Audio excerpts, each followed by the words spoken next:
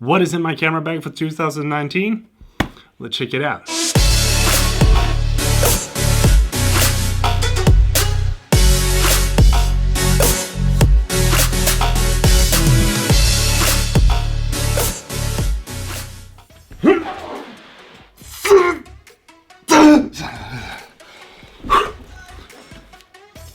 It's not that heavy, I'm just joking. But I've been getting a lot of questions from you guys on what camera bag that I use, and this is the Low Pro. How do you pronounce it like that? Like Low Pro. In Swedish we say like Löwe Pro, I think. Löwe Pro? I don't know. Low Pro Protectic 450AW. I've had it for 2 years now, which is probably time for an upgrade when I'm looking at it. But I've been putting it through a lot of wear and tear. I've been bringing it on the airplane as cabin luggage and dragged it in the gravel. I had it on me when I was hiking, and I highly recommend this bag if you're looking for a really good camera bag that is affordable, because this is not that expensive. So let's see what's inside. The best part about this bag is that it opens from the back, and that is something that I really like. But it also means that you have to put it down every single time that you gotta grab something from the bag. So, for example, if it's raining outside, then you gotta put it down in the wet, like grass or gravel or whatever it is. I'm gonna put links to everything that I talked about in this video in the description below. So if there's anything that you wanna buy or anything that you wanna check out, then feel free to click the links, because I get a small kickback from that, so that'd be really appreciated. First off, we got the computer, which is my MacBook Pro Retina 15-inch. I think this is the late 2017 model with 16 gigabytes of RAM and 2.9 gigahertz Intel iCore 7, I think. This that I have here in the office is only a screen that I plug this thing into, so I am really satisfied with this. And it fits perfectly in this compartment right here, which is awesome. So we're gonna put that back. Sony A7III f4. This is one of my absolute favorite telephoto lenses because of the lightweight, and it's also really sharp all the way through, and the OSS is great as well. I've also put a Manfrotto PL200 plate down here so I can easily attach it to a tripod. Highly recommend this lens, really good. The Tamron 2875, one of my absolute favorite lenses if I only can use one lens, and this is the lens that I use for basically all my event films. Because the versatility of going from 28 to 75, but something that I noticed with the lens, because I actually use this a lot, is that the lens has started to creep. So like it goes out by itself right now, and that is something that I don't like. And another thing that Tamron should definitely address to the next lens is that there is dirt inside the lens. Like, I can't get it out. There's dust that has gathered within the lens element or somehow. Probably it's because like when you use it in dusty environments, the dirt is coming in here, I'm guessing. But other than that, really good lens.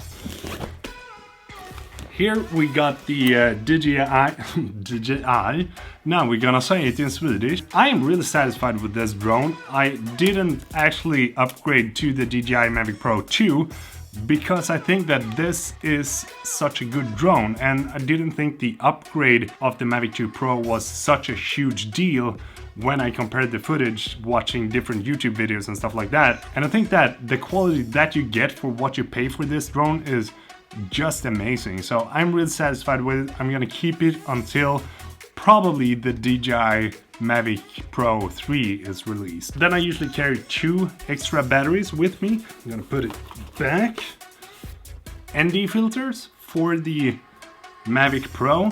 This is the Polar Pro ones. I am really satisfied with these. These were kind of cheap compared to the other ones that I saw. Basically use them every time that I go out and fly with my drone. Let's put this back here. I use this a whole lot, especially since I'm switching between the lenses when I'm on location. I always take this and we're done. Have it in your bag. The size bat is 85. f1.8, probably one of my absolute favorite lenses. The quality of this lens is just superb. It is a bit expensive, and I probably wouldn't recommend you buying this unless you're doing a lot of videography, because I bought this because of the OSS that you can hear. Aperture ALMX is a fantastic piece of gear. I constantly carry this in my bag because you never know when you need some more lighting or making a rim light on your subject or anything like that.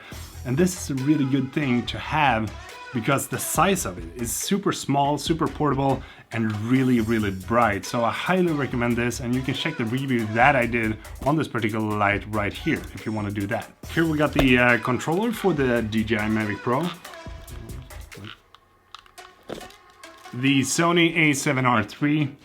My main camera for basically everything that I do. I really enjoy working with this camera, and the reason that it has become my main camera to work with is because of the high resolution sensor that this camera has and the amount of detail that you get in the photos of this camera. Like when you've shot with the A7R III, it's really hard to go back shooting photos with A7 III. It goes right here.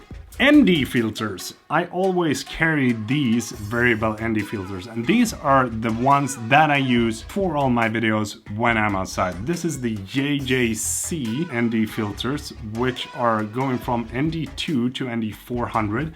And the good thing about these ND filters is that they are not that expensive and they work really, really well. And that is also the reason that I don't want to pay a huge amount to buy ND filters, because I know that I have to take them off when I go inside or anything like that. So I want to have something that I know isn't that expensive. And it's also good protection for your lens. A cleaning cloth. I don't know if this is any kind of specific brand, but let's see. Oh!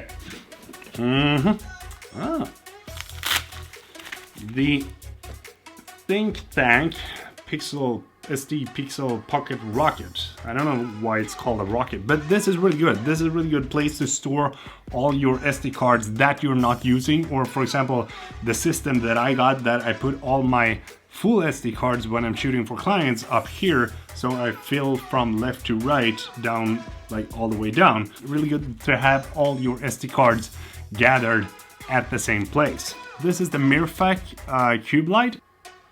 Oh, that hurt.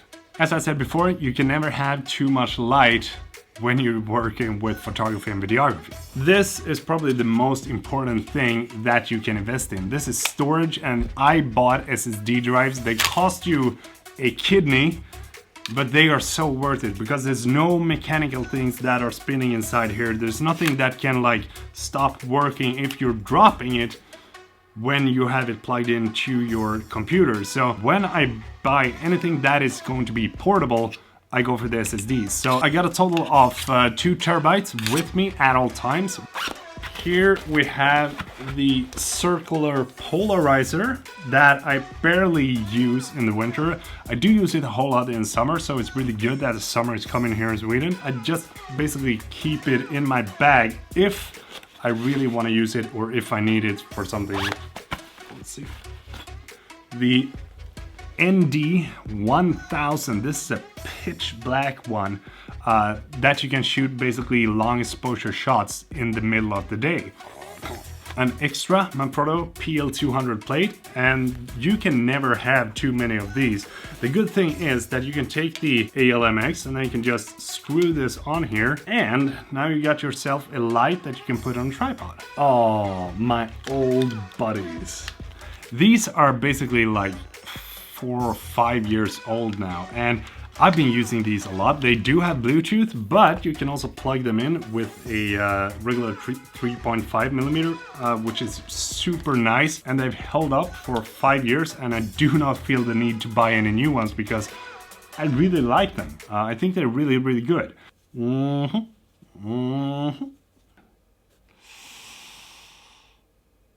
Sony A7 III. that I'm shooting this with right now. So the reason that I have the Sony A7 III is because I had to send my Sony A7R III off to repair, and then I bought the Sony A7 III to have as a backup camera because it can deliver the exact same quality of the image to my clients. And I use it a whole lot when I'm shooting different things, especially when I'm shooting stuff in low light. I also have the Rode VideoMic Pro Plus that is recording the audio right now, and I am really satisfied with that microphone. The quality is just insane, and the fact that it turns on and off with the camera is just, it is so good and saves you a lot of headache of forgetting to charge and stuff like that. We've also got the Sony size 16-35mm f4 lens that I'm shooting this with right now, and that is probably one of my absolute most used lenses when I'm vlogging, because I really like the wide perspective, and the OSS makes the footage really smooth when you're shooting handheld. And if you got the same exact backpack as I do, and you basically have the same kind of gear or the same amount of gear, or you just want to have the same configuration that I got, then I'm gonna show it to you right now, so you can just pause the video and organize and create the exact same setup that I got if you want to do that. So there you go, that is what I have in my camera bag at all times with me in 2019. I really hope that you enjoyed this video, and if you did, make sure you give it a thumbs up because it does make a huge difference. And if you haven't subscribed yet, that'd be really appreciated, so please do that. Thank you so much for being here, and until next time, take care.